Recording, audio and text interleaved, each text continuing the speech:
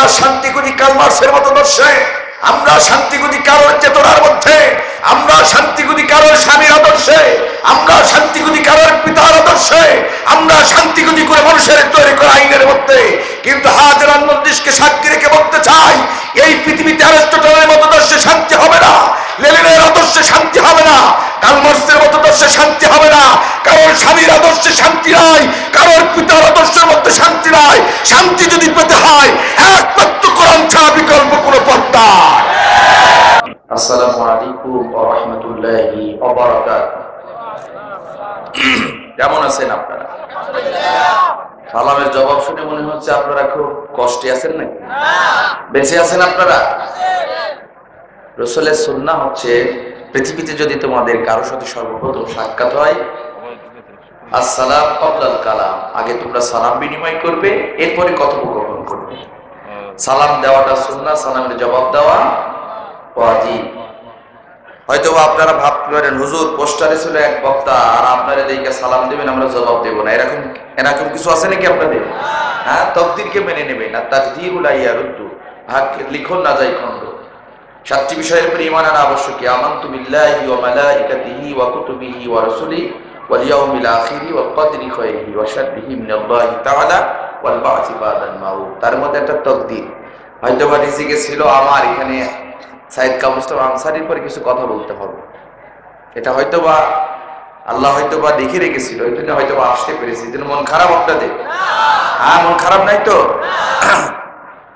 এই জন্য সালাম দিয়েছে, সালামের জবাবটা আবার আপনারা সুন্দর করে দিবেন। আসসালামু আলাইকুম ওয়া রাহমাতুল্লাহি ওয়া বারাকাতুহু। আলহামদুলিল্লাহ। মঞ্চটাকে সুন্দর করার জন্য একটু রিকোয়েস্ট করবো আপনাদের কাছে, বলেন তো এটা মাহফিলটা আছে কিসের মাহফিল? কোরআনের মাহফিল। এর আদব আছে, এর সম্মান এবং ইজ্জত আমাদেরকে দিতে হবে। এটা নৃত্যের কনসার্ট এবং গানের কনসার্ট না, এটা কোরআনের মঞ্চ।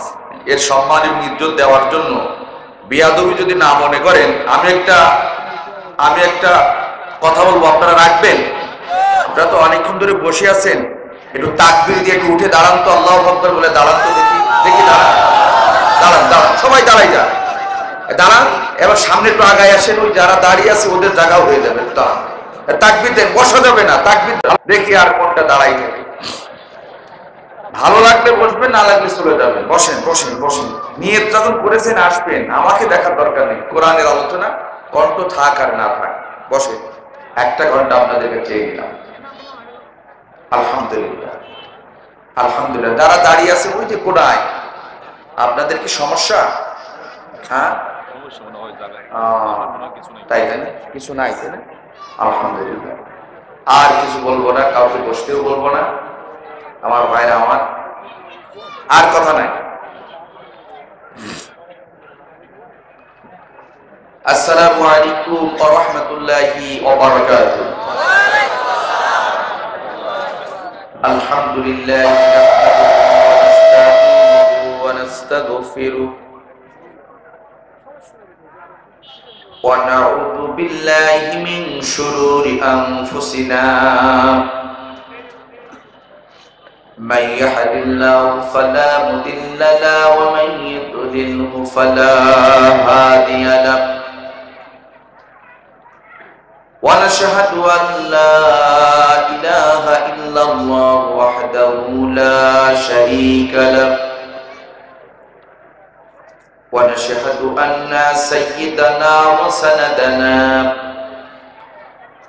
وحبيبنا ونبينا ومولانا محمدا عبده ورسوله أما بعد فأعوذ بالله من الشيطان الرجيم. بسم الله الرحمن الرحيم. إن الله وملائكته يصلون على النبي يا أيها آمنوا صلوا عليه وسلموا تسليما اللهم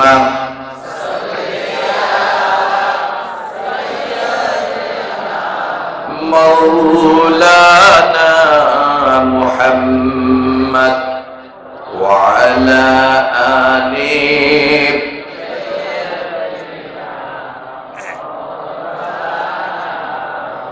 ভাই আমার রাসূলের শানে এর থেকে কি আরো ভিতরে দুরূদ পড়া যায়? তাহলে প্রাণটা উজাড় করে মহব্বতের সাথে বলি আল্লাহুম্মা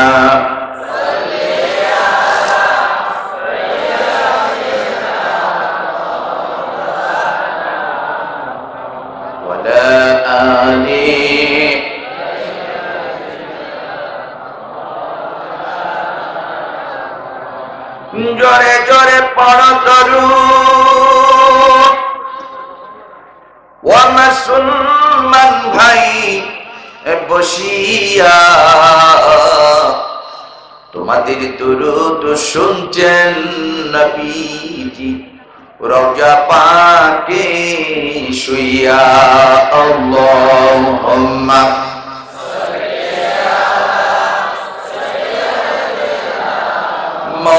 مولانا محمد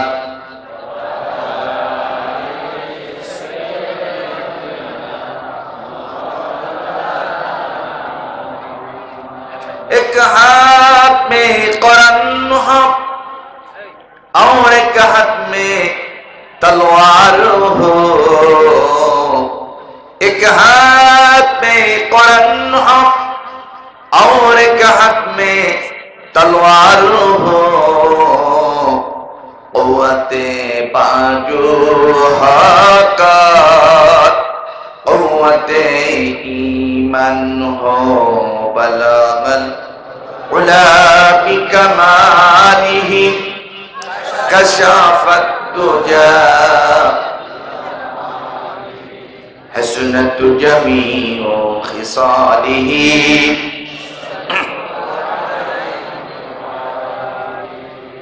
বদর উহুদ প্রান্তরে কোরআন নিয়ে অন্তরে জীবন যারা করেছিল দান এই হাজার বছর পরে আজ সেই কোরআনের তরে আমার গান তাদের পথে করছে আহ্বান আমার গান তাদের পথে করছে আহ্বান আজকে কেন আমার দেশের পথে প্রান্তরে আল কোরআনের পাখিগুলোর রক্ত ঝরে আজকে কেন আমার দেশের পথে প্রান্তরে আল কোরআনের পাখিগুলোর রক্ত ঝরে কে আছো আজ তুমি জেগে ওঠো নওজোয়ান কে আছো আজ তুমি জেগে ওঠো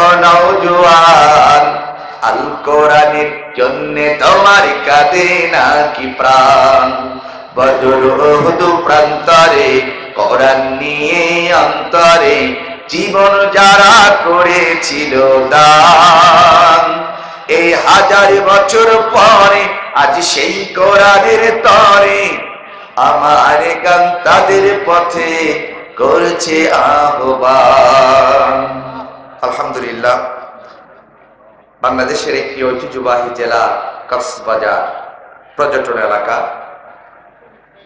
সেই কক্সবাজার জেলার মধ্যে একটি ঐতিহ্যবাহী থানা হচ্ছে উখিয়া। সেই উখিয়া থানার মধ্যে একটি ঐতিহ্যবাহী অঞ্চল পাতাবাড়ি হলদিয়া পালং আলামিন কিশোর কাফেলার উদ্যোগে আয়োজিত আজকের এই ৬ষ্ঠতম ঐতিহাসিক তাফসীরুল কোরআন মাহফিল।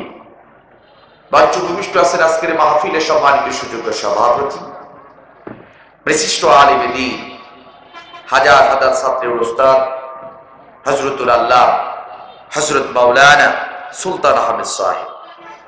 আল্লাহ রাব্বুল আলামিন মুহতারামকে হায়াতে তৈয়বা দান করুক, সকলে বলেন আমিন। আজকের মাহফিলের প্রধান অতিথির আসন অলংকৃত করে যিনি আপনাদেরকে ধন্য করেছেন, এই জনপদ, এই মাটি ও মানুষের প্রিয় নেতা, আপনাদের এই ৩ নং হলদিয়া পলিং ইউনিয়নের সুযোগ্য চেয়ারম্যান জননেতা জনাব অধ্যক্ষ মোহাম্মদ শাহ আলম সাহেব, আল্লাহ তাবারক ওয়া তাআলা মহতরামকে কোরআনের রঙে রঙিন বানায় দিন। আল্লাহ তাআলা মহতরামকে কোরআনের খাদেম হিসেবে যেন কবুল করে নেয়। সকলে বলেন আমিন। আজকের মাহফিলে বিশেষ অতিথি হিসেবে উপস্থিত আছেন বিশিষ্ট রাজনীতিবিদ, সমাজসেবক আলহাজ গিয়াসউদ্দিন চৌধুরী, আলহাজ ফজল করিম সওদাগর, জনাব সরওয়ার কামাল বাদশাহ সহ মঞ্চে বসে আছেন জাতির শ্রেষ্ঠ সন্তান উলামা হযরত। এছাড়াও আমার বাম দিকে বসে আছেন আপনাদের পেকুয়া উপজেলার সুযোগ্য সাবেক ভাইস চেয়ারম্যান জননেতা জনাব মঞ্জুরুর হক মঞ্জু সাহেব। আল্লাহ পাক রব্বুল আলামিন সকলকে ইসলামের জন্য কবুল করে নেয়। সকলে বলেন আমিন। আমার সামনে রয়েছেন ইসলাম প্রিয়, কোরআন প্রেমিক, আল্লাহ তাবারক ওয়া তাআলার প্রিয় বান্দা। পর্দার অন্তরে রয়েছে আমার অবসরবা মা ও বোনেরা, গোয়েন্দা বিভাগের ভাইরা, ইলেকট্রিক মিডিয়া, প্রিন্ট মিডিয়া, সাংবাদিক ভাইরা, সকলের প্রতি আমার আন্তরিক অভিনন্দন এবং সালাম। আসসালামু আলাইকুম ওয়া রাহমাতুল্লাহি ওয়া বারাকাতুহু। সম্মানিত হাজির, সর্বপ্রথম শুকরিয়া জ্ঞাপন করি সেই মহান রব্বুল আলামিনের দরবারে যে আল্লাহ তাবারক ওয়া তাআলা আমাকে আপনাকে ভালোবেসে ভালো রেখে করোনার এই প্রাদুর্ভাবের মধ্যেও পৃথিবীর শ্রেষ্ঠ কিতাব, পৃথিবীর শ্রেষ্ঠ গ্রন্থ আল কোরআনুল কারীমের কিছু কথা বলার এবং শোনা, যে মনিব, যে রব সুযোগ তৈরি করে দিলেন, এই জন্য সেই মহান রব্বুল আলামিনের দরবারে তার দেওয়া পবিত্র জবান দিয়ে সম্মিলিত কণ্ঠে আমরা শুকরিয়া আদায় করি, বলি আলহামদুলিল্লাহ। লাখো কোটি দুরূদ ও সালাম জ্ঞাপন করি সেই নবীর প্রতি যিনি একটি অসভ্য জাতিকে সভ্য জাতি পরিণত করেছিলেন, সোনালী একটি সমাজ কায়েম করে গোটা বিশ্ববাসীকে শান্তির বার্তা দিয়েছিলেন। তিনি আর কেউ নয়, তিনি হলেন আমাদের নবী সাইয়্যিদুল মুরসালিন রাহমাতাল লিল আলামিন সরকারে দো আলম নবী মুহাম্মদুর রাসূলুল্লাহ সাল্লাল্লাহু আলাইহি ওয়াসাল্লাম। মাগফিরাত কামনা করি ওই সকল মর্দে মুজাহিদদের জন্য যারা পৃথিবীর বিভিন্ন প্রান্তে দাঈ আল্লাহর দায়িত্ব পালন করতে গিয়ে, ইসলামের খেদমত করতে গিয়ে নির্যাতন নিপীড়নের শিকার হয়ে শাহাদাতের পেয়ালা পান করেছেন। আল্লাহ তাবারক ওয়া তাআলা তিনাদেরকে প্রকৃতপক্ষে শহীদ হিসাবে কবুল মঞ্জুর করে নিন। সকলে বলেন আমিন। সম্মানিত হাজিরিন, রাত যে গভীর হয়েছে, আমি আর আমার ভূমিকা বেশি না বাড়াই, আমি আপনাদেরকে একটি বিষয় জিজ্ঞাসা করতে চাই। সেটা হলো, আপনারা এখানে যারা এসেছেন, আপনারা খুশি না বেজার? কোরআনের আলোচনা শুনতে আসতে পেরে আপনারা খুশি না বেজার? আলহামদুলিল্লাহ, শুকরিয়া জ্ঞাপন করে এই জন্য আল্লাহর দরবারে। কিন্তু এই কপাল পোড়া জাতি এমনও আছে যাদের কাছে নৃত্যের কনসার্ট ভালো লাগে, গানের কনসার্ট ভালো লাগে, অপসংস্কৃতি ভালো লাগে, কিন্তু পৃথিবীর শ্রেষ্ঠ কিতাবের আলোচনা ভালো লাগে না। এমনও লোক আমাদের দেশে আছে না নাই? সম্মানিত হাজিরিন, বলেন তো, নৃত্যের কনসার্টে গেলে আল্লাহ সওয়াব দেবে না গুনাহ দেবে? গানের কনসার্টে গেলে সওয়াব দেবে না গুনাহ দেবে? কোন সওয়াব আছে এমন কোন দলিল দেখাতে পারবেন? কেউ দেখাতে পারবে না। কিন্তু আমার নবী জনাবে মুহাম্মদ রাসূলুল্লাহ সাল্লাল্লাহু আলাইহি সাল্লাম জীবনে মিথ্যা কথা বলে নাই, কাউকে মিথ্যা প্রতিশ্রুতি দেয় নাই। সেই নবী বলছেন, ও পৃথিবীর মানুষেরা, শুনে রাখো, যেই ময়দানগুলোতে আল্লাহর কোরআন তেলাওয়াত করা হয়, যেই ময়দানগুলোতে আমি নবীর বাণী তেলাওয়াত করা হয়, যেই ময়দানগুলোতে ইসলামিক কোনো কথাবার্তা বলা হয়, ওই ময়দানগুলোতে যদি কেউ বসতে পারে, আল্লাহ রাব্বুল আলামিন তাদের আমলনামায় প্রতিটা সেকেন্ডে, প্রতিটা মিনিটে, প্রতিটা ঘন্টায় সওয়াব লিখতে থাকবে। বলে সুবহানাল্লাহ। শুধু তাই নয়, উকিয়া থানার ভাইয়েরা, আমার নবী বলেছেন, যেই ময়দানগুলোতে আল্লাহর কোরআন তেলাওয়াত করা হয়, ওই ময়দানগুলোতে আসার জন্য কোনো মানুষ বাড়ি থেকে নিয়ত করে রওনা হয়, লোকটি যদি পথের মধ্যে আসতে গিয়ে রোড অ্যাক্সিডেন্ট করে মারা যায়, হার্ট অ্যাটাক করেও যদি মারা যায়, আমার নবী বলেছেন কিয়ামতের ময়দানে আল্লাহ পাক রব্বুল আলামিন তাকে শহীদের মর্তবা দিয়ে জান্নাতের মধ্যে ঢোকায় দেবে। শুধু তাই নাই মুসলমান ভাইয়েরা আমার, যতক্ষণ পর্যন্ত এখানে কোরআনুল কারীমের আলোচনা চলবে, আমার নবী বলেছেন ততক্ষণ পর্যন্ত আল্লাহ পাক রব্বুল আলামিন আসমান থেকে নূরে সাকিনা রহমতের বৃষ্টি আল্লাহ পাক রব্বুল আলামিন সেই ময়দানগুলোতে নাজিল করতে থাকবে। সুবহানাল্লাহ সুবহানাল্লাহ। কি বরকতপূর্ণ মজলিস হতে কোরআনের মজলিস, কি বরকতপূর্ণ মজলিস হতে দ্বীনি মজলিস। এরপরও দুঃখ নিয়ে হৃদয় ভারাক্রান্ত হৃদয় নিয়ে কথা বলতে হয়। কক্সবাজারের মানুষদেরকে আমি ধন্যবাদ জানাই, মোবারকবাদ জানাই। বাংলাদেশে সব থেকে যদি কোনো জেলায় বেশি তাফসীরুল কোরআন মাহফিল হয় সেটা কক্সবাজার হয়। আলহামদুলিল্লাহ বলেন। এত মাহফিল বাংলাদেশে কোনো জেলায় হয় না। আলহামদুলিল্লাহ বলেন। আপনারা অনেক ভালো, দল মতের ঊর্ধ্বে, কে আওয়ামী লীগ, কে জাসদ, কে কমরেড, সেটা দেখেন না। আপনারা সকল দল মতের ঊর্ধ্বে পৃথিবীর শ্রেষ্ঠ কিতাবের আলোচনা করার সুযোগ আপনারা তৈরি করে দেন, এই জন্য আলহামদুলিল্লাহ।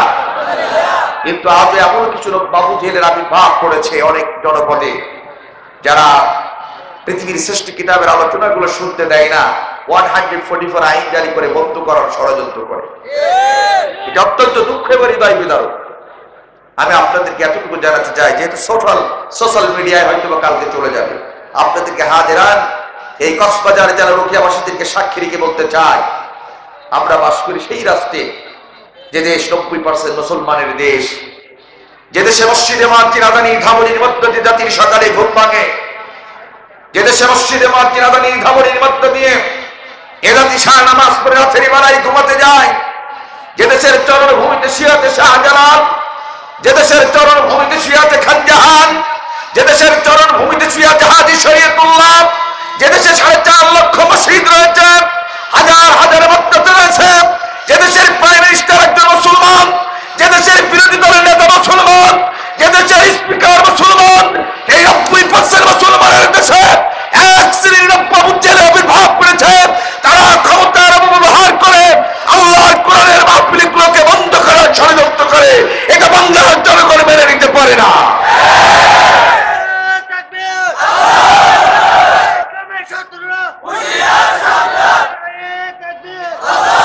আমার ভাইয়েরা, আপনারা কি কষ্ট পেয়েছেন? আমি আপনাদেরকে বলবো, যদি আপনার কাছে কোনো আলেমের আলোচনা অতিরঞ্জিত লাগে, কাছে চলে যান, বন্ধুতার সাথে সালাম বিনিময় করে বলেন, হুজুর আমরা শান্তিপ্রিয় লোক, আমরা দেশের প্রতিনিধি, আমাদেরকে নেতৃত্ব দিতে হয়, জনগণের প্রশ্নের সম্মুখীন হতে হয়। আপনারা এমন কোনো বক্তব্য দেশ এবং জাতির উদ্দেশ্য দেবেন না, সমাজে বিভেদ সৃষ্টি হয়, সমাজে ফাসাদ সৃষ্টি হয়। এতটুকু কথা বলার অধিকার আমার আপনার আছে না নাই? কিন্তু কোন একজন আলেমকে কেন্দ্র করে, তার বক্তব্যকে কেন্দ্র করে এই 90% মুসলমানের দেশে কোরআনের মাহফিল বন্ধ করার অধিকার তোমাদের কেউ দেয়? যদি দিয়ে থাকো শুনে রাখো, এই হাজেরান মজলিসকে সাক্ষী রেখে বলছি, হয়তোবা দুনিয়ার আদালতে তোমাদের বিচার হবে না, আন্তর্জাতিক আদালতে তোমাদের বিচার হবে না, কিন্তু আমি মাওলানা আব্দুল কাদের জিহাদি আজকে রোকিয়াবাসীদেরকে সাক্ষী রেখে বলছি, যারা পৃথিবীর শ্রেষ্ঠ কিতাবের আলোচনা বন্ধ করেছো, আলেমদের কণ্ঠকে স্তব্ধ করার ষড়যন্ত্র করেছো, আগামীতে আল্লাহ পাক রব্বুল আলামিন কিয়ামতের ময়দানে ওই জালিমগুলো বিচার করবে। পৃথিবীর কেউ সেদিন বাঁচাতে পারবে না। আমরা বিচার ছেড়ে দেবো কার কাছে? আমরা চোখের পানি ফেলে রব্বি কারিমের কাছে এই বিচারটুকু ছেড়ে দেবো ইনশাআল্লাহ। আমরা কারোর বিরুদ্ধে কুরুচিপূর্ণ বক্তব্য দেব না, আমরা তাদেরকে গালিও দেব না, বদল করো, শুধু বলবো আল্লাহ যারা তোমার কিতাবের আলোচনা বন্ধ করেছে বিচারটা তুমি। কষ্ট হয়, তার কারণ কোরআন কার কিতাব?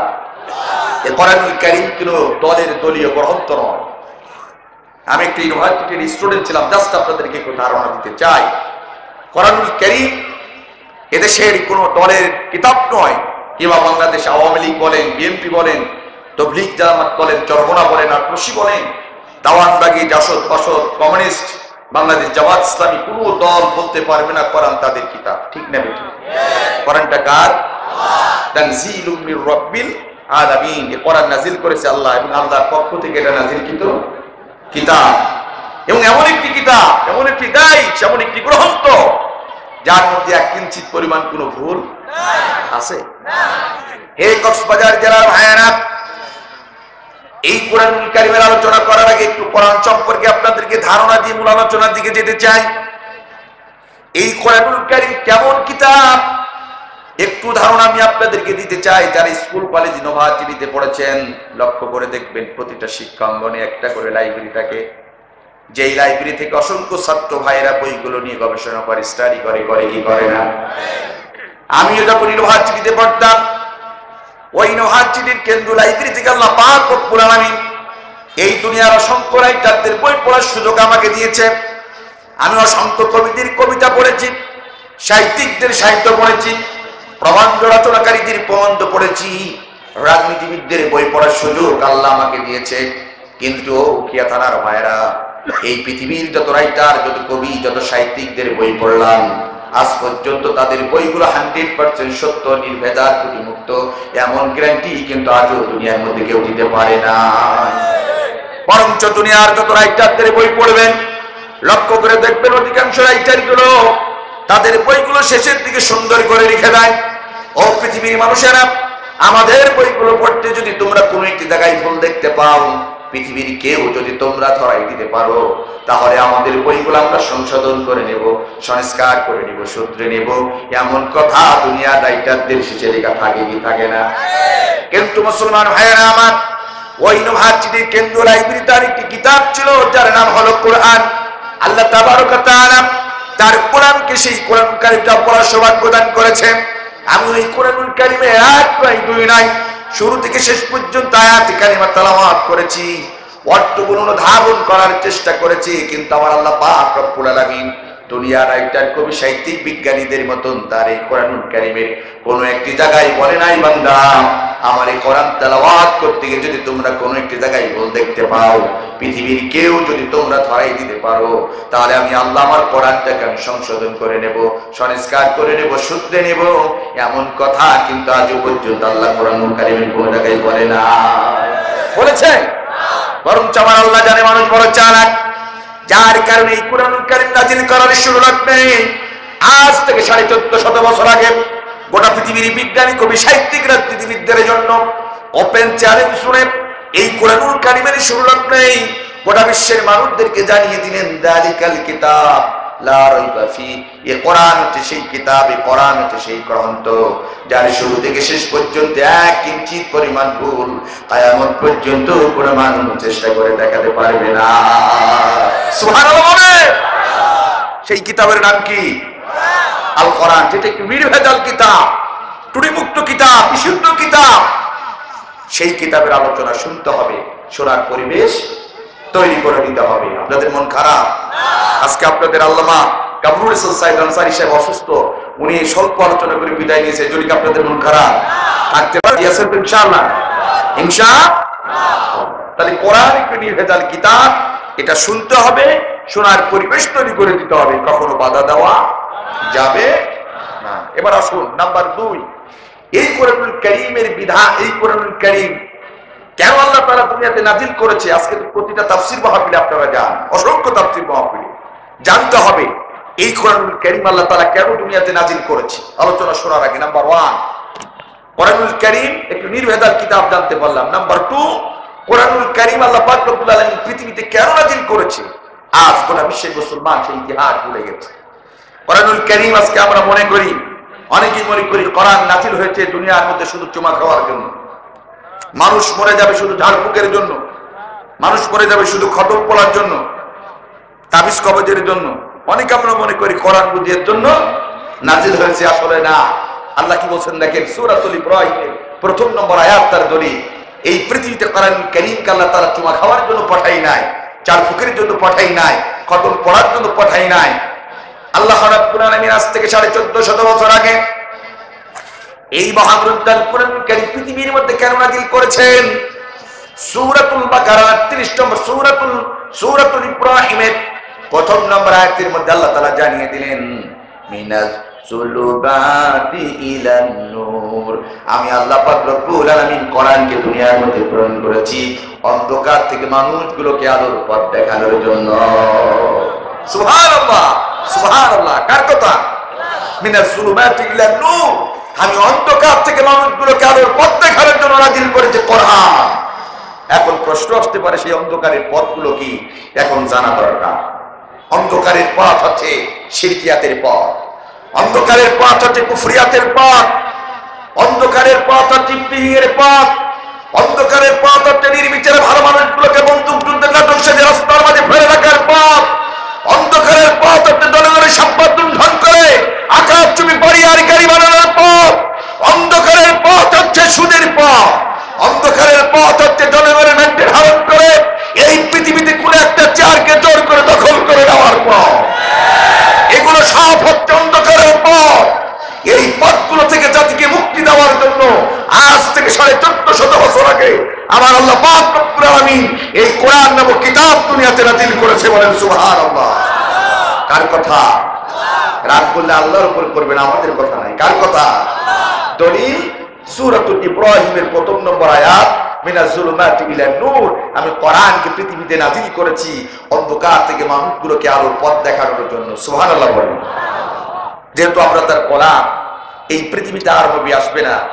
যে রাসূল বিদায় হওয়ার সময় বলেছিলেন, ইয়া আইয়ুহাল হাদিরুন, হে উপস্থিত তৌহিদি জনতা, আনা খাতামান নাবিয়্যিন, আমি তোমাদের শেষ নবী, লা নাবিয়্যা বাদি, আমার পরে এই পৃথিবীতে কোনো নবী রাসূল আসবে না, কিন্তু ইন্নাল উলামা ওয়ারাসাতুল আম্বিয়া, আমি নবীর উত্তরসূরি হিসাবে জাতির আগামী দিনের রাহবার, জাতির পথ প্রদর্শক, জাতির গাইডলাইন যারা দেবে ওরা আর কেউ না, ওরা জাতির শ্রেষ্ঠ সন্তান হচ্ছে উলামা হাজরাত। কথা বলেন ঠিক কিনা? আমরা আজকে আপনাদেরকে জানিয়ে দিতে সে আল্লাহর মেসেজটাকে, আমরা তার গোলাম। তিনি কোরআন নাযিল করেছে মিনাজ যুলুমাতি ইলান নূর, অন্ধকার থেকে মানুষগুলোকে আলোর পথ দেখানোর জন্য। এখন অন্ধকারের পথগুলো কি সেগুলো আমরা বুঝলাম, ঠিক না বেঠিক? নাম্বার 3, এই কোরআনুল কারীমের বিধান মানলে মানুষের লাভ হবে না ক্ষতি হবে? কি লাভ হবে জানা দরকার। আল্লাহ রাব্বুল আলামিন আজ থেকে 1450 বছর আগে এই কোরআনুল কারীমের সূরাতুল বাকারা 38 নম্বর আয়াতের মধ্যে গোটা বিশ্বের মানুষদেরকে জানিয়ে দিলেন, ও পৃথিবীর মানুষেরা, আমি যে কোরআন দুনিয়ার মধ্যে নাযিল করেছি, এই কোরআনের বিধান যদি কোনো মানুষ ব্যক্তিগত জীবনে, পারিবারিক জীবনে, সামাজিক জীবনে, রাজনৈতিক অঙ্গনে, আন্তর্জাতিক পরিমণ্ডলে, প্রতিটা সেক্টরে যদি কোনো মানুষ যদি আমার কোরআনের বিধান যদি মেনে নেয়, ওই মানুষগুলো লাভ কি হবে আল্লাহ তাআলা কোরআনের মধ্যে উল্লেখ করে দিলেন সূরাতুল বাকারার 38 নম্বর আয়াতের মধ্যে, ফামান তাবিয়া হুদায়া ফালা খাউফুন আলাইহিম ওয়ালা হুম ইয়াহজানুন। আল্লাহু আকবার। আল্লাহ তাআলা বলেন, ও দুনিয়ার মানুষেরা, আমি যে কোরআন দুনিয়ার মধ্যে নাযিল করেছি, এই কোরআনের বিধান যদি কোনো মানুষ মেনে নেয়, আমি আল্লাহ তাআলা তাদের জন্য গ্যারান্টি দিচ্ছি, তাদের দুনিয়ার মধ্যে কোনো চিন্তা থাকবে না, কোনো টেনশন থাকবে না, তারা চিন্তা মুক্ত, টেনশন মুক্ত সমাজের মধ্যে বাস করবে। সুবহানাল্লাহ বলেন। কার বিধান মানলে চিন্তা মুক্ত থাকা যায়? কার বিধান? আমরা মানি কার? আল্লাহ। এখন আমরা শান্তি খুঁজি অ্যারিস্টটলের মতাদর্শে, আমরা শান্তি খুঁজি লেনিনের আদর্শে, আমরা শান্তি খুঁজি কার্ল মার্কসের মতাদর্শে, আমরা শান্তি খুঁজি কারোর চেতনার মধ্যে, আমরা শান্তি খুঁজি কারোর স্বামীর আদর্শে, আমরা শান্তি খুঁজি কারোর পিতার আদর্শে, আমরা শান্তি খুঁজি করে মানুষের তৈরি করা আইনের মধ্যে। কিন্তু হাজার মন্দিরকে সাক্ষী রেখে বলতে চাই, এই পৃথিবীতে অ্যারিস্টটলের মতাদর্শে শান্তি হবে না, লেনিনের আদর্শে শান্তি হবে না, কার্ল মার্কসের মতাদর্শে শান্তি হবে না, কারোর স্বামীর আদর্শে শান্তি নাই, কারোর পিতার আদর্শের মধ্যে শান্তি নাই। শান্তি যদি পেতে হয় একমাত্র কোরআন ছাড়া বিকল্প কোনো পথ নাই। কথা বলেন ঠিক তবে ঠিক? কার কথা? জোরে বলেন কার কথা? রাগ করলে আল্লাহর উপর করবেন, আমাদের উপর করা যাবে না, ঠিক তবে ঠিক? আল্লাহ বলতে শান্তি পেতে চাও, সুখী সমৃদ্ধ সোনার একটি দেশ জাতিকে উপহার দিতে চাও, ফামান তাবিয়া হুদায়া ফালা খাউফুন আলাইহিম ওয়ালা হুম ইয়াহজানুন। বান্দা, আমি যে কোরআন নাযিল করেছি, এই কোরআনের বিধান তোমরা মেনে নাও, তাহলে চিন্তা মুক্ত, টেনশন মুক্ত সুন্দর একটি সমাজে তোমরা বাস করতে পারবা। সুবহানাল্লাহ বলেন, সুবহানাল্লাহ বলেন। কষ্ট হচ্ছে আপনাদের? মন খারাপ?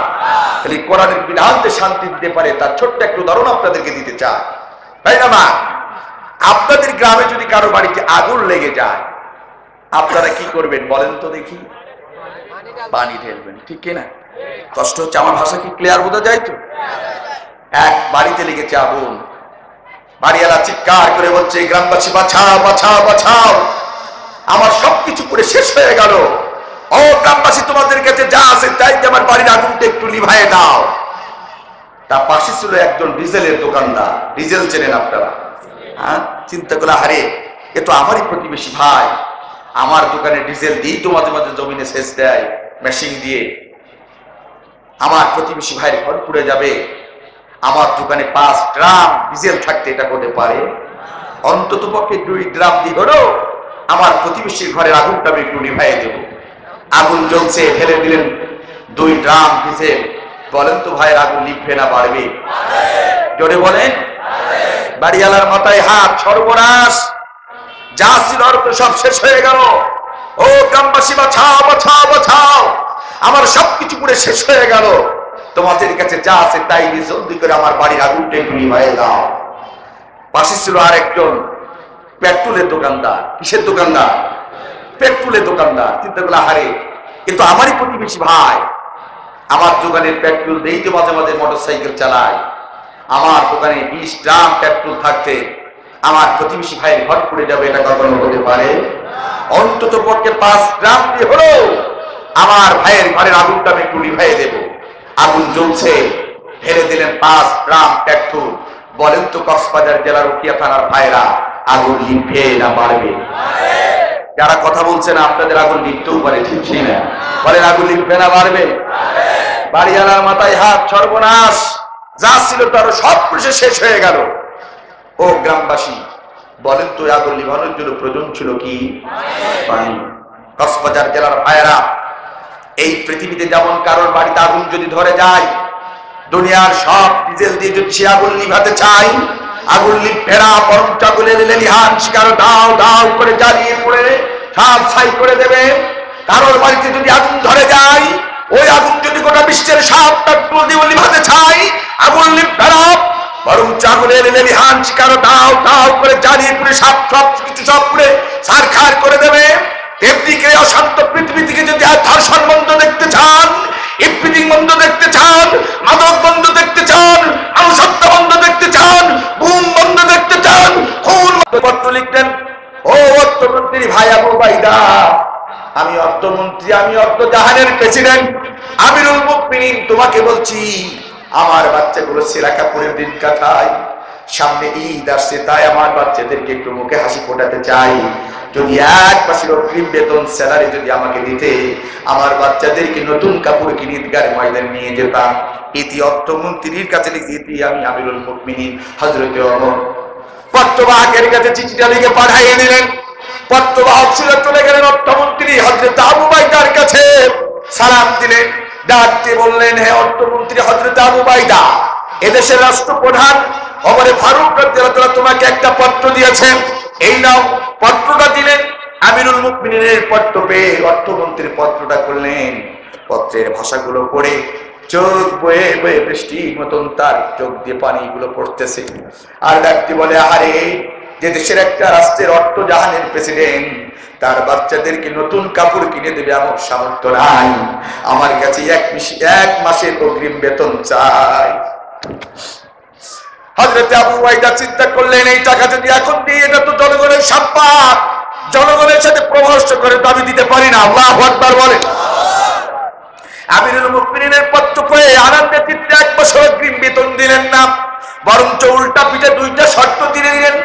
ও আমিরুল মুমিনিন, আপনি আমার কাছে 1 মাসের অগ্রিম বেতন চেয়েছেন, স্যালারি চেয়েছেন, আমি দিতে পারি।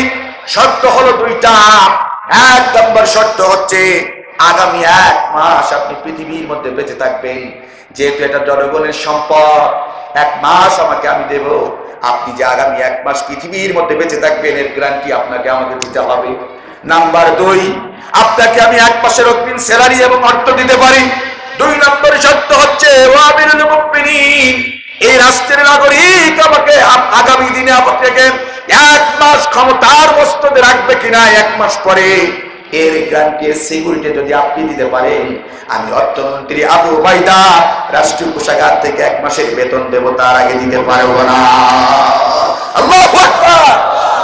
মুসলমান ভাইরা আমার কি হৃদয় বিদারক।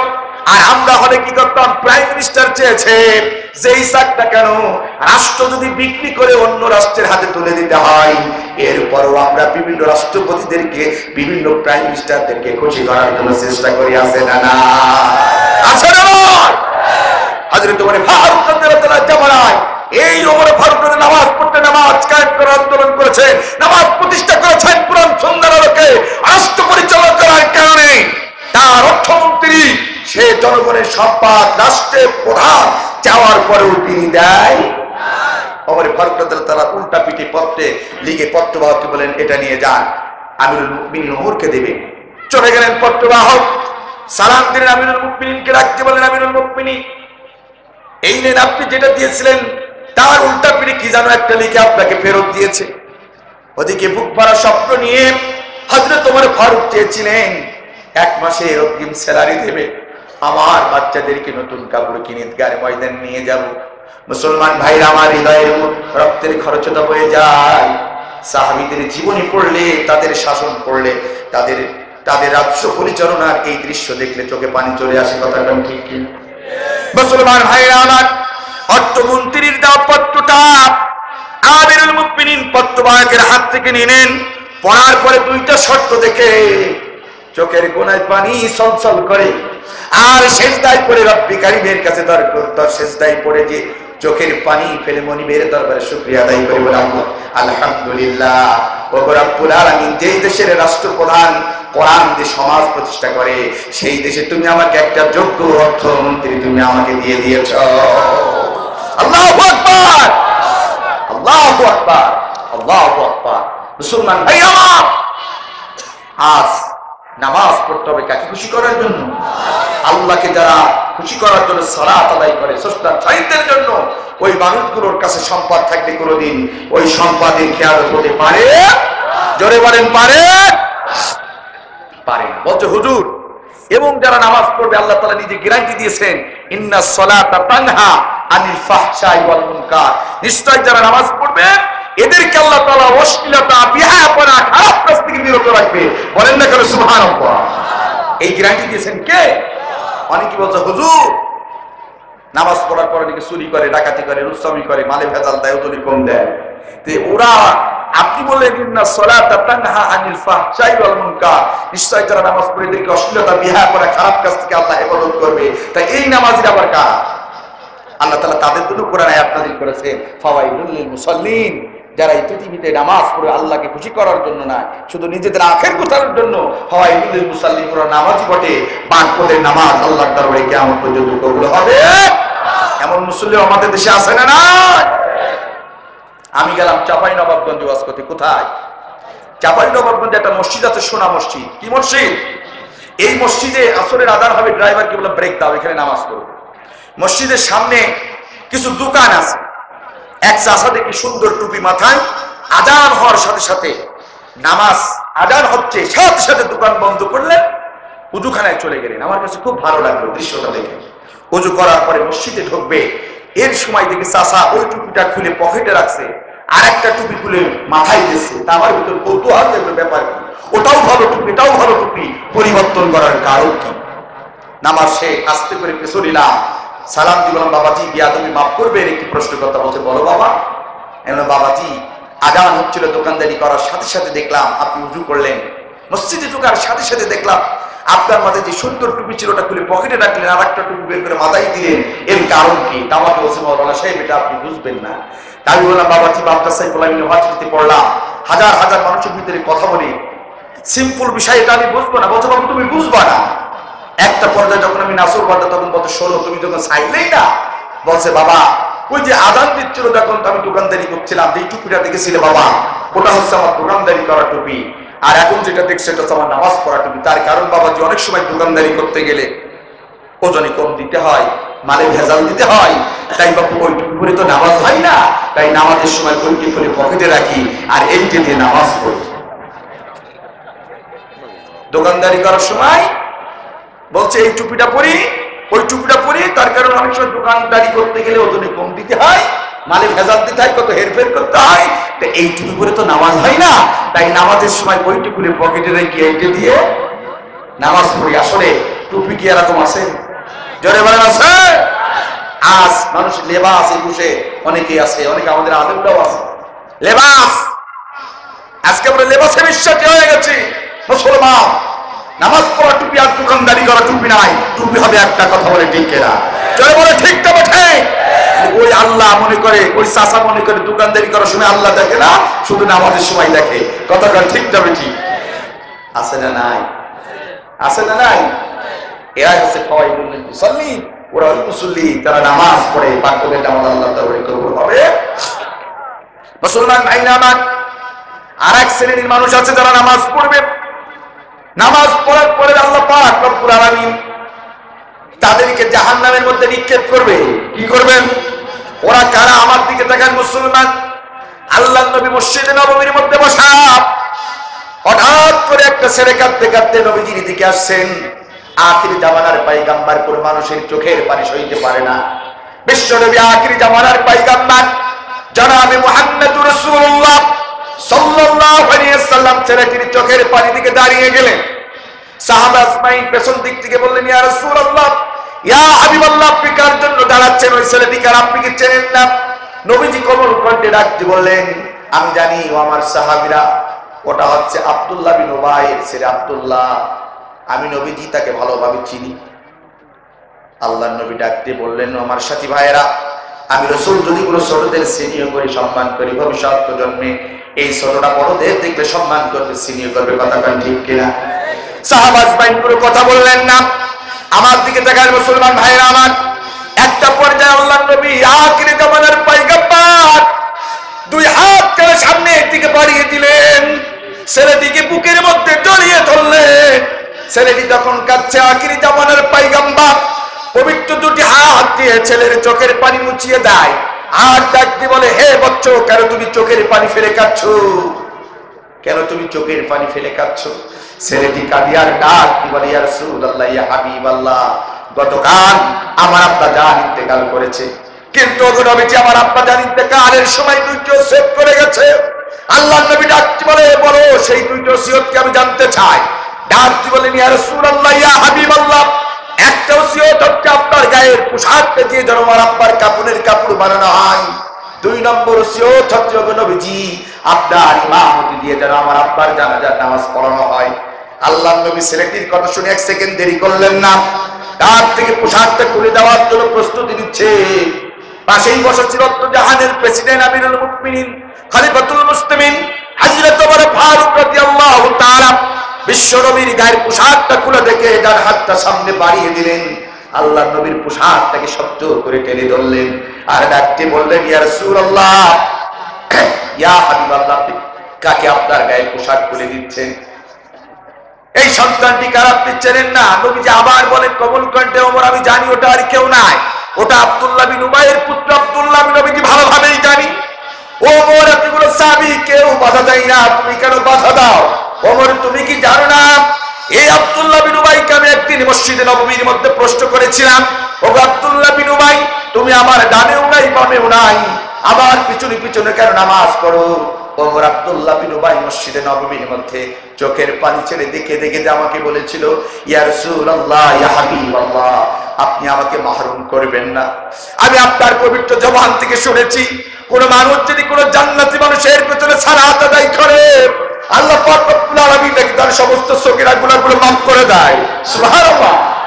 ওগো নবীজি, তাই আমি আব্দুল্লাহ বিন উবাই আপনার ডানেও নাই বামেও নাই, আপনার পিছনে পিছনে এক নয় দুই নাই, দীর্ঘ 12টি বছর আপনার ইমামতিতে আপনার পেছনে সালাত আদায় করি।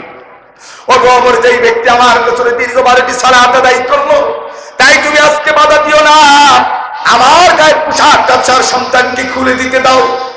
ওমর ছিলেন কলমে যাদের মানুষ। হাদিসের মধ্যে রাসূল সাল্লাল্লাহু আলাইহি ওয়াসাল্লাম বলতেছেন, এই পৃথিবীতে আমার রাসূলের ইন্তেকালের পরে যদি আল্লাহ কাউকে নবী বানাতেন না, কানা আমার ওমরকে আল্লাহ তাআলা দুনিয়ার মধ্যে নবী বানাতেন। বলেন আল্লাহু আকবার।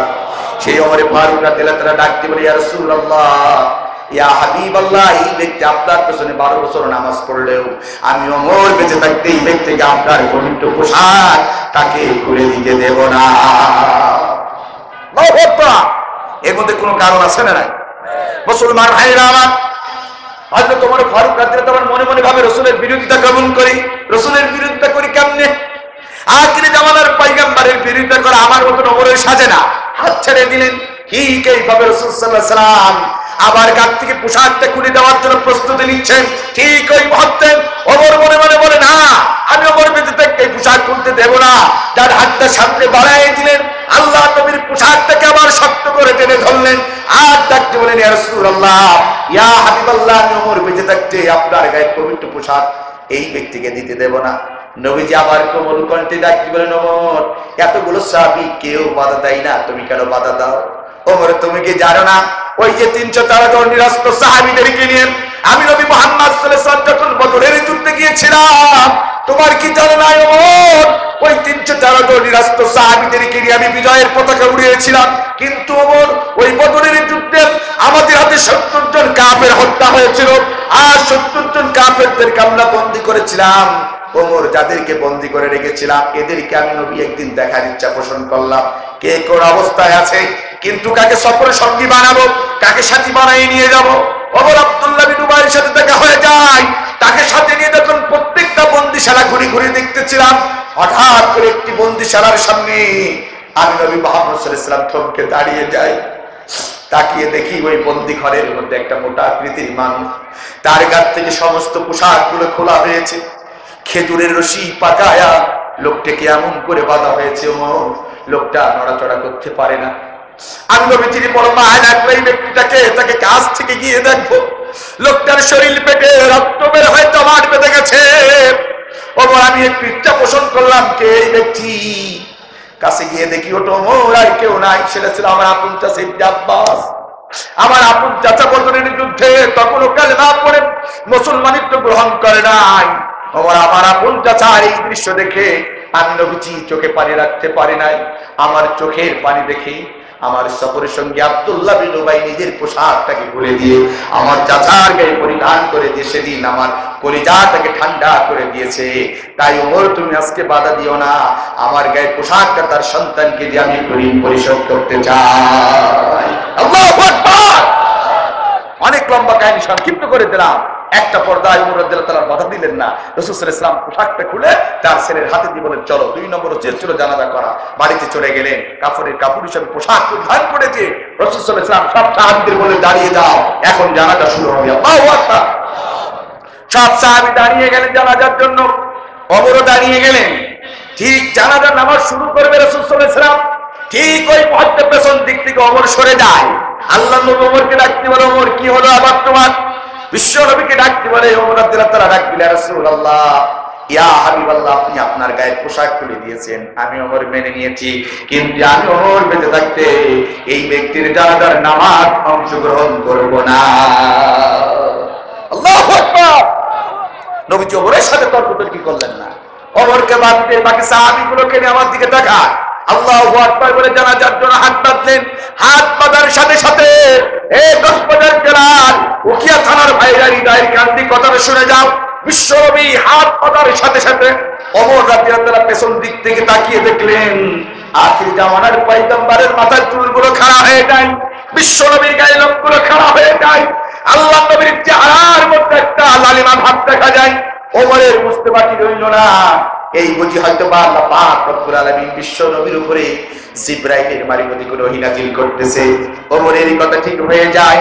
আল্লাহ পাক রব্বুল আলামিন সূরা তাওবার এক আয়াত নাযিল করে জানিয়ে দিলেন, ইস্তাগফির লাকুম ইলা আখিরিল আয়াত নাযিল করে নবীটিকে জানিয়ে দিলেন, ওগো নবী মুহাম্মদ, এই আব্দুল্লাহ বিন উবাইয়ের জানাজা যদি আপনি 70 বার পড়ান, আমি আল্লাহ পাক রব্বুল আলামিন এর জানাজার নামাজ কবুল করব না।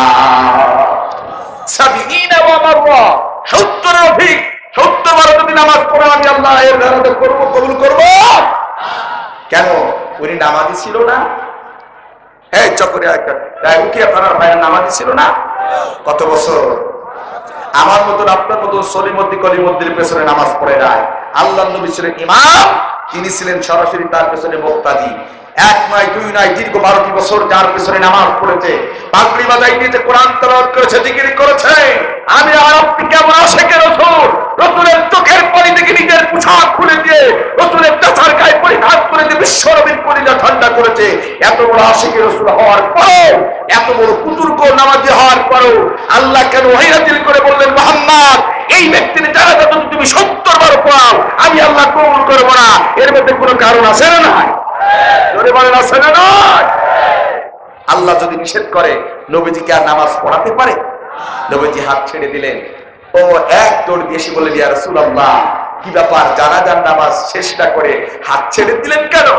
নবীজি ডাকতে বলে, ওমর এই মুহূর্তে আল্লাহ তাআলা আমার উপর ওহী নাযিল করে বললেন, আমি যদি এর জানাজার নামাজ 70 বারও পড়াই আল্লাহ নাকি কবুল করবে না। সুবহানাল্লাহ সুবহানাল্লাহ সুবহানাল্লাহ।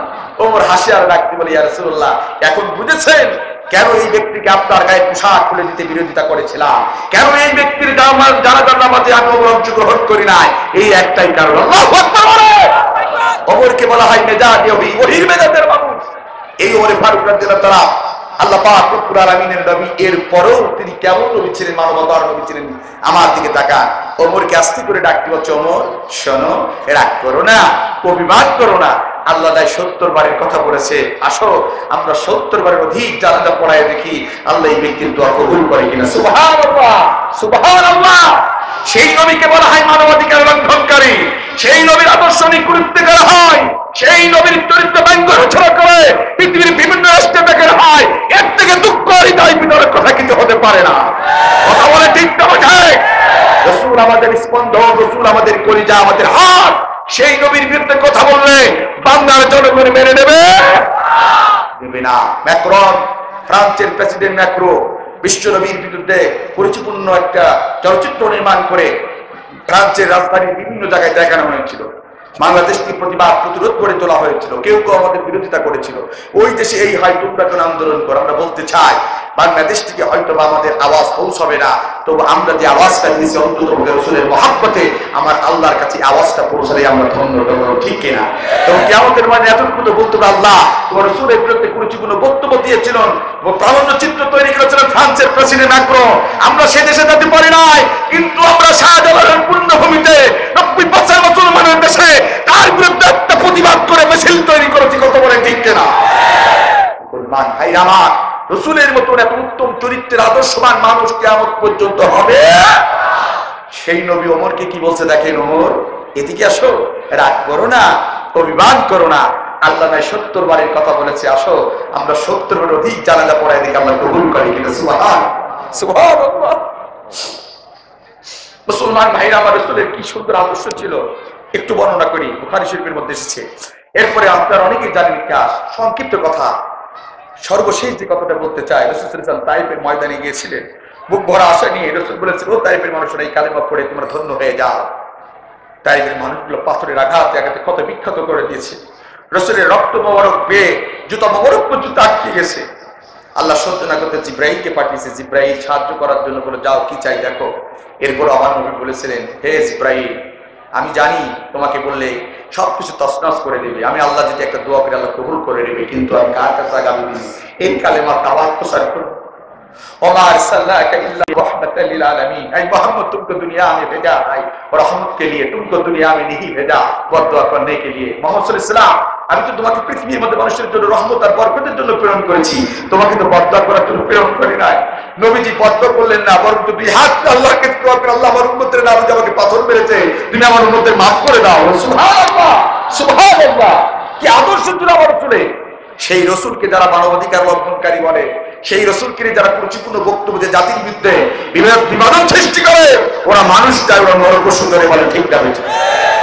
মুসলমান ভাইরা আমার নবী ওমরকে বলেন, ওমর রাগ করো না, আসো এই ব্যক্তির জানাজা 70 বার পড়ে দেখি আল্লাহ কবুল করে কিনা। ওমর রাদিয়াল্লাহু তাআলা আবার ডাকতে বলেন, মিয়ানো রাসূল সাল্লাল্লাহু আলাইহি ওয়াসাল্লামকে ডাকতে বলেন, ওগো নবীজি আমি বুঝতে পেরেছি এই ব্যক্তির জানাজার নামাজ আপনি আবারও পড়তে চান। আমি ওমর বেঁচে থাকতে জানাজার নামাজ পড়বো না, আপনি পড়ে। নবীজি ওমরকে বাদ দিয়ে আমার জানাজার জন্য হাত বাঁধলেন। হাত বাঁধার সাথে সাথে আল্লাহ তাআলা ওহী নাযিল করে নবীজিকে জানিয়ে দিলেন, ওগো নবী মুহাম্মদ এই আব্দুল্লাহ বিন উবাইয়ের জানাজা যদি আপনি 70 বারের অধিকে যদি পড়ান, সাবিঈনা ওয়া মাররা, 70 এর অধিকে যদি পড়ান, আমি আল্লাহ পাক রব্বুল আলামিন কোশ্চিন কালেও এই ব্যক্তির জানাজার নামাজ গ্রহণ করব না। কারণ আছে না নাই? কারণ ছিল একটা, বলবো নাকি? ওমর, আমার ভাইরা, আব্দুল্লাহ বিন কিন্তু উবাই কিন্তু নামাজি ছিল, কোরআন তেলাওয়াত করেছে, জিকির করেছে, হজ করেছে, আশিকে রাসূল আমার আপনার থেকে বেশি ছিল। এরপরও এই ব্যক্তির জানাজা 70 বারের অধিক পড়ালে রাসূল স্বয়ং ইমামতি করবে, আল্লাহ কবুল করবে না। এর মধ্যে কোনো কারণ আছে না নাই? কারণ ছিল একটা, সেই কারণটা হলো এই, ওয়াল্লাযী আরসালা রাসূলাহু বিল হুদা ওয়া দীনিল হক লিইযহিরাহু আলাদ-দীনি কুল্লিহি ওয়ালাউ কারিহাল মুশরিকুন। আল্লাহু আকবার। কারণ ছিল একটা, আল্লাহ তার নবীকে পৃথিবীর মধ্যে প্রেরণ করেছিলেন। মানুষের তৈরি করা যত মতবাদ, যত আইন, যত কারণ ছিল, সমস্ত আইন কারণ উল্টায় পাল্টায় দিয়ে আল্লাহর জমিন, আল্লাহর দ্বীন কায়েমের জন্য, কোরআনের হুকুম প্রতিষ্ঠিত করার জন্য, ইসলামী স্টেট কায়েমের জন্য আল্লাহ তার নবীকে পৃথিবীর মধ্যে প্রেরণ করেছিলেন। কিন্তু এই আব্দুল্লাহ বিন উবাই নামাজ পড়বে, রোজা রাখবে, হজ করবে, যাকাত দেবে, সব করবে, কিন্তু মুহাম্মদ সাল্লাল্লাহু আলাইহি ওয়াসাল্লাম কোরআন দ্বারা সমাজ, দেশ, রাষ্ট্র পরিচালনা করুক এইটা মনে মনে চাইতো না। এই জন্য আল্লাহ তাআলা এই বুজুর্গের চরিত্র উন্মোচন করে জানিয়ে দিলেন মুহাম্মদ যে আমার জমিনে বাস করার পরে নামাজ পড়বে, রোজা রাখবে, হজ করবে, যাকাত দেওয়ার পরেও কোরআন দ্বারা সমাজ, রাষ্ট্র পরিচালনা হোক, এইটা যারা চাই না, ও যত বড় নামাজি আর হাজিয়ার তাহাজ্জুদদারি হোক না কেন, আর যত বড় পীরে কামেল আলেম হোক না কেন, যে কোরআন দ্বারা রাষ্ট্র পরিচালনা হোক, এটা যারা চাই না, ওটা মুসলমান হতে পারে না। ওটা আব্দুল্লাহ বিন উবাই মার্কা মুসলমান সব থেকে বড় মুনাফিক। কথা কান ঠিক যাবে, ঠিক এমন মুসল্লি আছে না না? আর একটু জোরে বলেন, আছে না? তাদেরকে দেখেছি রাজপথে ব্যানার আর ফেস্টুনে, ভাই আমরা ধর্মনিরপেক্ষ মতবাদে বিশ্বাসী, আবার দেখা যায় ডবল হাসি, আছে না নাই? জোরে বলেন, আছে না নাই? একজন মুসলমান কোনদিন ধর্মনিরপেক্ষ মতবাদে বিশ্বাসী হতে পারে না।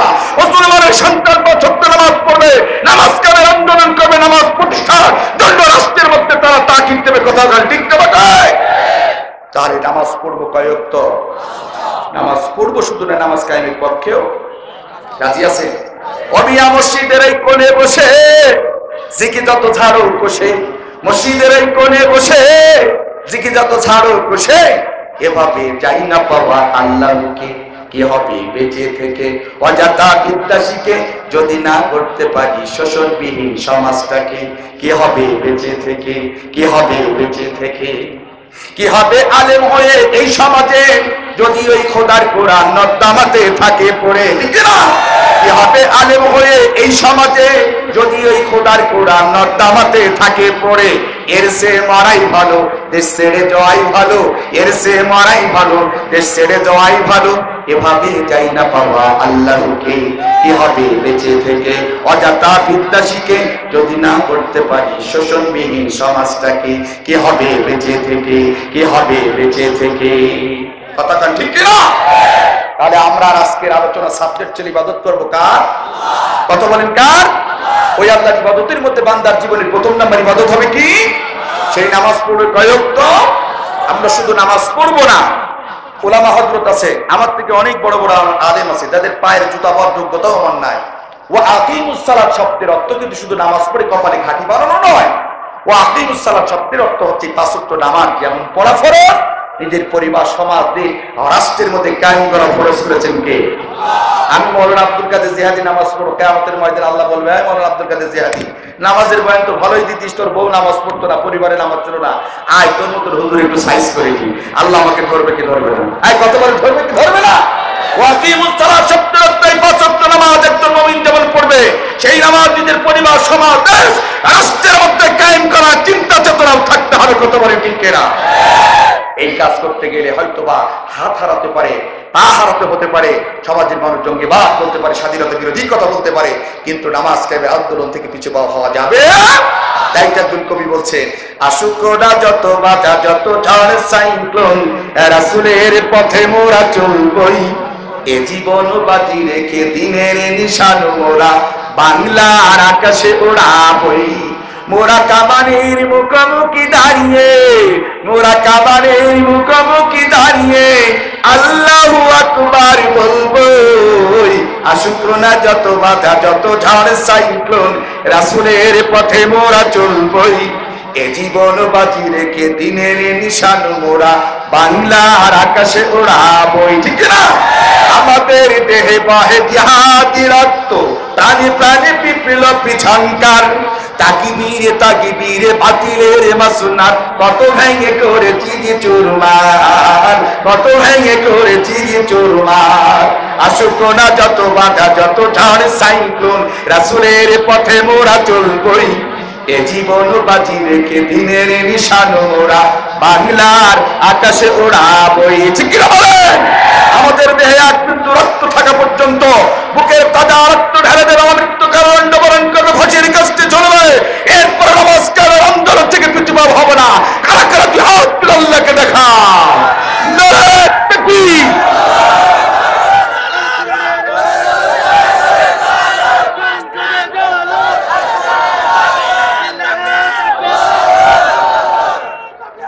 আমার ভাইরা, কষ্ট হয়, মন খারাপ, রাত গভীর হয়েছে, আপনাদেরকে কষ্ট দেব না। পরিশেষে বিদায় লগ্নে আমি যে কথাটি বলতে চাই, এই নামাজ কায়েমের আন্দোলন করতে গিয়ে অনেকে আজকে কষ্টে আছে। আজকে আমি এটা ইউনিভার্সিটির স্টুডেন্ট, তথ্য দিয়ে যাই। ইউনিভার্সিটিতে যখন পড়তাম, মুসলমান ভাইরা আমার যারা ফেন্সিডির খেত, ইয়াবা সেবন করতো, যারা পিতৃতুল্য শিক্ষকের হাত দিত, আমরা কাছে গিয়ে বলেছি, ভাই এই কাজটি করা যাবে না। তোমার মা তোমাকে কত কষ্ট করে তোমাকে ক্যাম্পাসে পাঠিয়েছে, তোমার বাবা আকাশচুম্বী স্বপ্ন নিয়ে তোমাকে এখানে পাঠিয়েছে। অতএব ফেন্সিডিল আর ইয়াবা আর নারী নিয়ে এই ক্যাম্পাসে তোমার থাকার কথা নাই। তুমি একজন স্টুডেন্ট, তোমার থাকবে বই, তোমার কাছে থাকবে কলম, তোমার কাছে থাকবে খাতা। ঠিক কিনা বলেন? স্টুডেন্টের কাছে ইয়াবা থাকতে পারে না, পিস্তল থাকতে পারে না, একজন স্টুডেন্ট মাদক থাকতে পারে না। কিন্তু আজকে লক্ষ্য করা যায়, সেই ক্যাম্পাসে যখন সেই তরুণগুলো ঝরে যাচ্ছে, একদল তরুণ গিয়ে তখন বলছে, হে তরুণ, তুমি কি মুক্তি পেতে চাও? আল কোরআন তোমাকে হাতছানি দিয়ে ডাকছি। হে তরুণ, তুমি কি মুক্তি পেতে চাও? এসো কোরআনের পক্ষে ইসলামী সুশীতল পতাকা করে।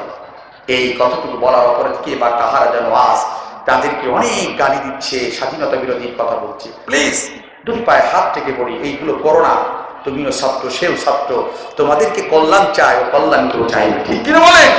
তোমার মায়ের কথা কি মনে পড়ে না? অথবা ক্যাম্পাসে এসেছো, তোমার মায়ের কথাটুকু একটু মনে পড়ো।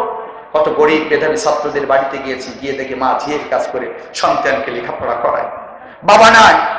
ওই ক্যাম্পাসের মাটিতে কত ছেলেকে দেখেছি গভীর রাত্রে তাহাজ্জুদের নামাজ পড়তে, চোখের পানি ফেলে কাঁদে, আল্লাহ আমার মা বাবা নাই, মা বেঁচে আছে, মানুষের বাড়িতে ঝিয়ের কাজ করে আমাকে ক্যাম্পাসে পাঠিয়েছে, তুমি আমাকে নামাজি বানাও, নামাজ কায়েমের আনদাও। এমন সন্তান আছে চোখের পানি ফেলে কাঁদে, আর এমন সন্তান আছে রাতের বেলায় নারী নিয়ে, পেন্সিল নিয়ে, ইয়াবা নিয়ে গাদা, দিনের পর দিন রাতের পর রাত থাকে, আছে না? না, এরা আমাদের ভাই, ওদের জন্য বর্তমান ওদেরকে ফিরিয়ে আসার দায়িত্ব আমাদের। কথা বলে ঠিক কিনা? তাই ওয়াতাসিবু বিহাবলিল্লাহি জামিয়া, একতাবদ্ধ হয়ে আল্লাহর হুকুমকে শক্ত করে ধরে এই কোরআনের শাসন কায়েমের জন্য আমাদেরকে সব পদ্ধতি নিয়ে অগ্রসর হতে হবে। রাজি আছেন তো আপনারা? আল্লাহ আমাদের তৌফিক দান করুন। সকলে বলেন আমিন। আর একটু জোরে বলেন আমিন।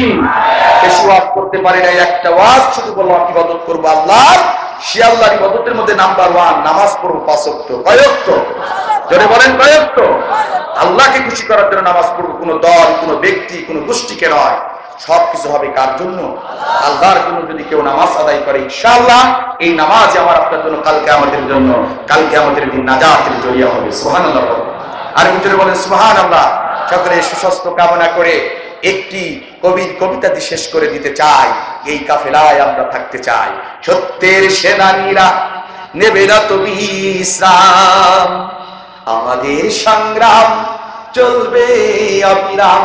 সত্যের সেনানীরা নেবে না তো বিশ্রাম, আমাদের সংগ্রাম চলবে অবিরাম। এই স্লোগানে মুখরিত হোক জনপদ, এই স্লোগানে মুখরিত হোক জনপদ। অন্তরে দীপ্ত শপথ, অন্তরে দীপ্ত শপথ। সত্যের সেনানীরা নেবে না তো বিশ্রাম, আমাদের সংগ্রাম চলবে অবিরাম। আমাদের সংগ্রাম চলবে অবিরাম। কথা বলে ঠিক কিনা? বাধা বিপত্তি অতিক্রম করে, নির্যাতন নিপীড়ন সহ্য করে হলো এই সংগ্রাম আমাদের অবিচল চলবে। কেউ আমাদেরকে দাবাতে পারবে ইনশাআল্লাহ। সকলে সুস্থ কামনা করে আজকের প্রধান অতিথিকে ধন্যবাদ জানিয়ে, বিশেষ অতিথিবৃন্দকে ধন্যবাদ জানিয়ে, অনেক মাহফিলে প্রধান অতিথিরা সালাম দিয়ে চলে যায়, কিন্তু মোবারকবাদ জানা আজকে আপনাদের হলদিয়া পালন এই ইউনিয়নের সুযোগ্য চেয়ারম্যান দীর্ঘক্ষণ বসে তনময় কোরআনের কথা শুনেছে। আল্লাহ তাআলা যেই কথাগুলো বলেছে, সর্বপ্রথম আমি বক্তা, এরপর আপনারা শ্রোতা, সকলকে আমল করার তৌফিক দান করে সকলে বলেন আমিন। আর একটু জোরে বলেন আমিন।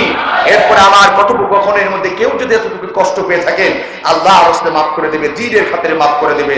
রাজি আছেন তো আপনারা? আপনাদের কাছ থেকে দোয়া চেয়ে, আপনাদের ছোট ভাই শত শত পথ অতিক্রম করে আমি আপনাদের মাঝে এসেছি। আপনাদের কাছে এসে আপনারা আমাদেরকে যে সম্মান ইজ্জত আপনারা দিয়ে এই কোরআনের মঞ্চগুলোকে কথা বলার সুযোগ তৈরি করে দেন, এই কৃতজ্ঞতা স্বীকার করে আমি আমার সমাপ্ত বক্তব্যগুলো এখানে শেষ করছি। ওয়া আখির দাওয়ানা আলহামদুলিল্লাহি রাব্বিল আলামিন। পরিশেষে যেই ভাইটার মাধ্যম দিয়ে এখানে এসেছি, উনি হচ্ছেন পেকুয়া জেলার উপজেলা ভাইস চেয়ারম্যান নুরুজ্জামান ভাই। সবাই যে ডাকলাম মঞ্জু ভাই, নুরুজ্জামান মঞ্জু ভাই, উনি আপনাদের পেকুয়া জেলা উপজেলার ভাইস চেয়ারম্যান। আল্লাহ ভাইকে হায়াতের তৈয়বা দান করুন। আল্লাহ তাআলা ভাইকে কোরআনের খাদিম হিসাবে যতদিন পৃথিবীতে থেকে আল্লাহ তাআলা খেদমত করার সুযোগ দিন, সবাই বলেন আমিন। ওয়া আলহামদুলিল্লাহি রাব্বিল আলামিন। আসসালামু আলাইকুম ওয়া রাহমাতুল্লাহি ওয়া বারাকাতুহু। আল্লাহুম্মা রাব্বানা যালামনা আনফুসানা وإن لم تغفر لنا وترحمنا لنكونن من الخاسرين اللهم أنت السلام ومنك السلام تبارك يا ذا الجلال والإكرام মহিয়ান দয়ান সর্বশক্তিময় প্রভুদয়াময় আল্লাহ, তুমি আসমান থেকে চেয়ে দেখো বাংলাদেশের মতন একটি দেশে কক্সবাজার নামে একটি জেলা রয়েছে। সাগর তুলে গেছে গড়ে ওঠা এই জেলাটি সীমান্তবর্তী মায়ানমারের পাশে উখিয়াখানা উপরকুলামি। এই উখিয়াখানার পাতাবাড়ি হলদিয়া পালং এলাকায় আলামিন কিশোর কাফেলা আশ্রমে ষষ্ঠতম তাফসীরুল কোরআন মাহফিলের আয়োজন করেছে। আল্লাহ, আমরা যারা আলোচনার, যারা শ্রবণকারী আর যারা ব্যবস্থাপনাকে, উভয়ের মধ্যে যদি কোনো ভুল হয়ে যায় তুমি মাফ করে দাও। গভীর রাতে তোমার দরবারে হাত তুলেছি আল্লাহ, জানি না কে কোন নিয়েতে হাত তুলেছে। মেহেরবানি করে তুমি তো বান্দার হৃদয়ের খবর জানো, তুমি তো আর তোমার বান্দাগুলো অনেক মজবুত করে তুমি কবুল মঞ্জুর করে নাও। আমরা যারা গভীর রাতে তোমার দরবারে হাত করেছি, কত জনের মা নাই, কত জনের বাবা নাই, আল্লাহ মাহারা বাবা আমার সন্তানগুলো তুমি কবুল মঞ্জুর করে দাও। মা বাবার কবর থেকে তুমি জান্নাতের টুকরায় পরিণত করে দাও। আমরা যারা গভীর রাতে হাত করেছি, কত জনের দাদা দাই দাদি নাই, মহিমুরু প্রাপ্তি স্বজন গহীন কবরে চলে গেছে। আল্লাহ তুমি তাদের জীবনের গোড়া কথাগুলো মাফ করে দাও। সভাপতি একজন জগৎ বিখ্যাত আলেমেটি, এতটা অন্তরের কৃত সন্তান হযরতুল আল্লাহ সুলতান আহমেদ সাইদ এবং মাওলানা গুলাম আকরাম খান সাহেব, যাদের সভাপতিত্বে আজকের এই মাহফিল হয়েছে, আল্লাহ তুমি তাদেরকে ইসলামের জন্য কবুল করে দাও। দিনের খাদিম হিসেবে তুমি তাদেরকে কবুল আর মঞ্জুর করে দাও। আজকের মাহফিলের যিনি প্রধান অতিথি, বয়োজ্যেষ্ঠ ব্যক্তি, এই জনপদের মাটি ও মানুষের নেতা, এই 3 নম্বর খুলনা পালনের সুযোগ্য চেয়ারম্যান, একজন শিক্ষিত অধ্যক্ষ মোহাম্মদ শাহ আলম ভাইকে তুমি কোরআনের খেদমত করার তৌফিক দান করে দাও। তার জীবনটাকে তুমি কোরআনের রঙে রঙিয়ে বানাও দাও।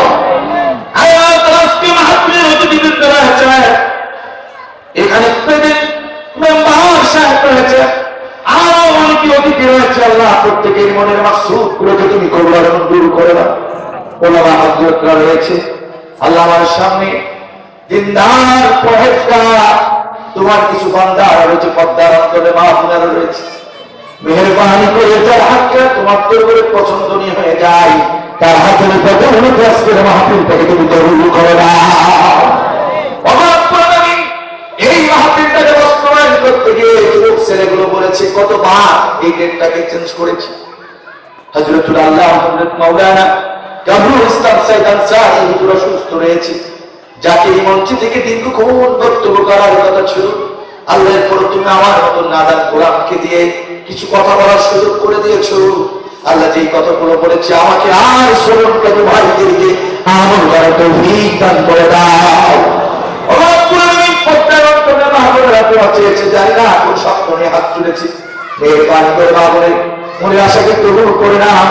দাম্পত্য জীবনে যদি অসুখী তাকে তাদের সুখী করে দাও।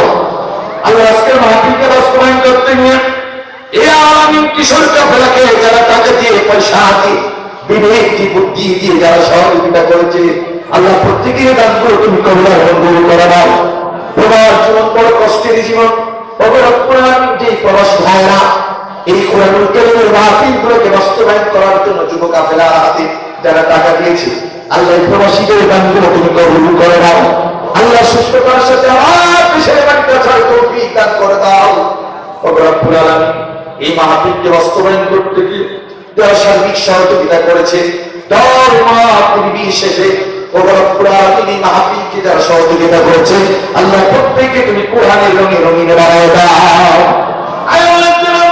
এই আলামিন কিশোর কাফেলাদেরকে এই যুবকগুলোকে তুমি খালিদ গরিবের মতো কবুল করে নাও, এদেরকে পাঁচ ওয়াক্ত নামাজ বানায় দাও।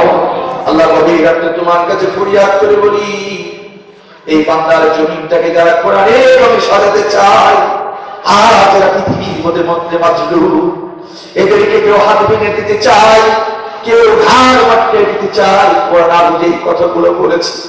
আল্লাহ ছাড়া তো আমাদের কারো না কারোর ভাই, কারো না কারোর বাবা, কারো না কারোর নিকট তাদের জন্য বদ্ধ করবো না।